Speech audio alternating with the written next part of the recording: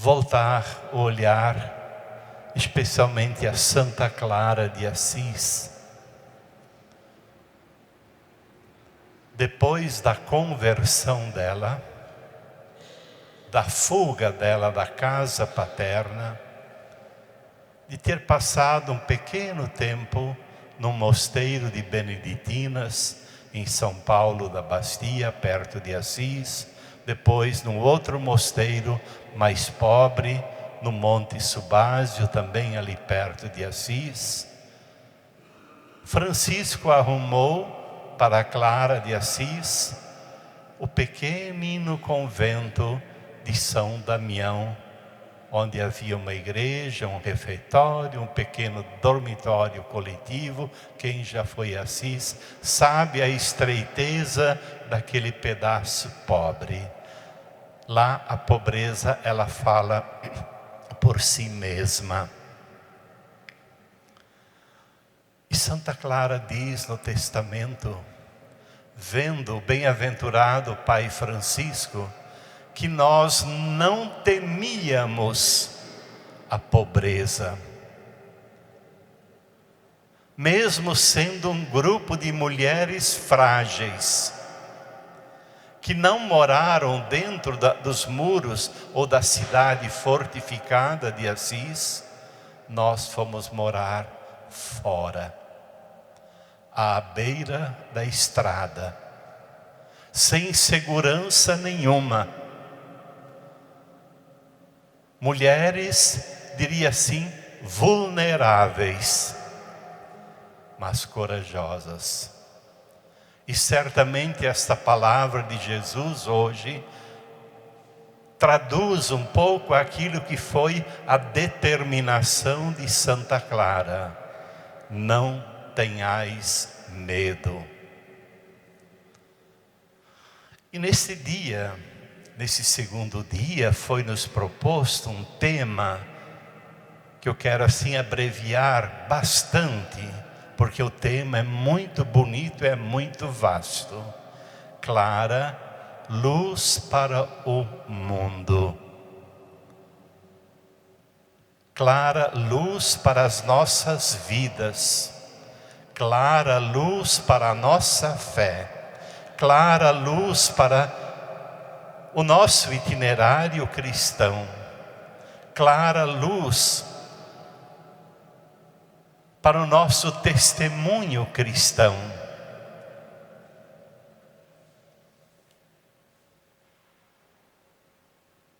O próprio nome Clara está associado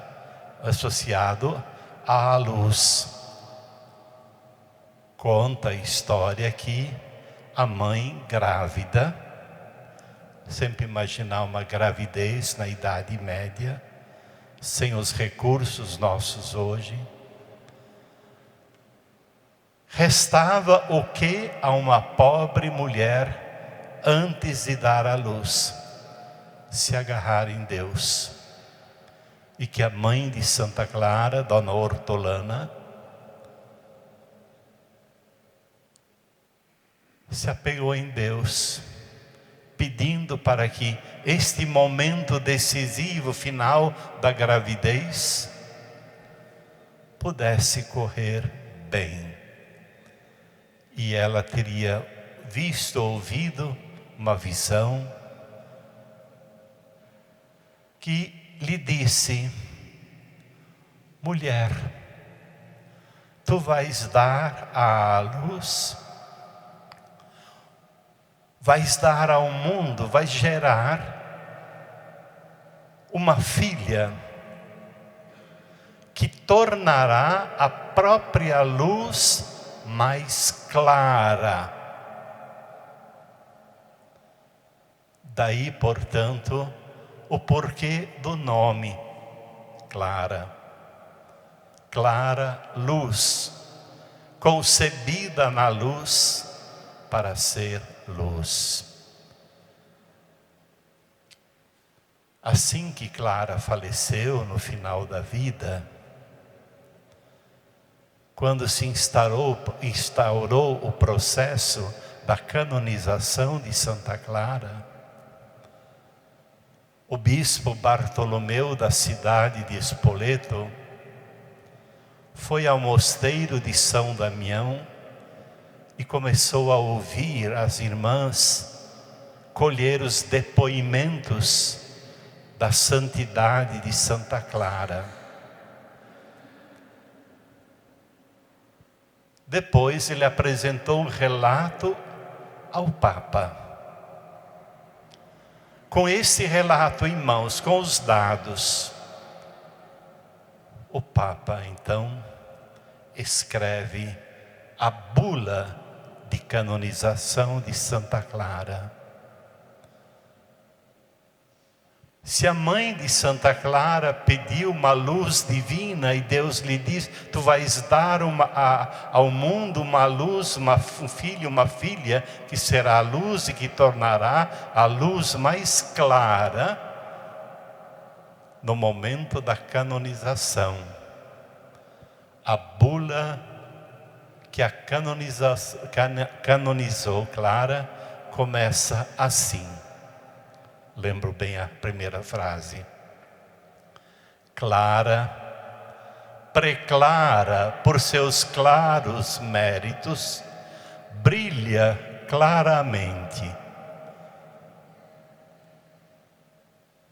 Bonito isso, meus irmãos, minhas irmãs, quando nós aqui queremos olhar para esta santa e dizer que ela continua sendo luz para nós nos nossos dias. E na própria bula de canonização, a Igreja reconhece que Clara, mesmo vivendo na clausura, da clausura, ela foi luz para os homens. As pessoas iam pedir ajuda. Quando ela tinha na sua pobreza um pão para dividir, ela dividia. Mas muito mais Clara foi invocada nos momentos de doença, nos momentos de dor. Quantas e quantas vezes, qual médica das almas, Clara, não tendo outro recurso, apenas impunha as mãos e traçava o sinal da cruz sobre os enfermos. E o milagre acontecia. Por isso, o Papa, ao canonizar Santa Clara, ele diz: como é grande a veemência de sua luz, e como é forte, como é intensa a iluminação da sua claridade. As irmãs dizem que Clara, quando ela ia para rezar, Clara voltava toda luminosa. Ou seja, ela busca a luz interior, a luz do coração, a partir daquele que é a luz do mundo. Eu sou a luz do mundo. Quem me segue não andará nas trevas, mas terá a luz da vida. Então, queridos irmãos, queridas irmãs, são tantos exemplos que nós poderíamos citar nesta tarde. Olhando para Clara, olhando para o seu exemplo, lendo a sua história, lendo a sua biografia. E ela não deixa de ser também para nós hoje uma provocação para buscarmos nós uma claridade maior para a nossa vida, para as nossas ações, para a nossa missão. Também no nosso tempo nós vivemos em meio muitas vezes a tantas obscuridades. há tanta falta de clareza. E Clara, ela nos diz que devemos olhar sempre para essa claridade de Jesus Cristo, enquanto nós caminhamos. E ela fala assim, o princípio do espelho, a pobreza do Filho de Deus. No meio do espelho, a humildade do Filho de Deus. E no alto do espelho, na cruz, o amor imenso do Filho de Deus. É assim que Clara foi se colocando com a mulher apaixonada diante desse espelho que é nosso Senhor Jesus Cristo, e foi se espelhando nele. Ele foi a medida da sua claridade. Ele foi a luz que cada vez mais foi invadindo o seu coração, para que ela pudesse ser aquela luz não só da Idade Média, mas a luz também para os nossos dias, para a nossa história.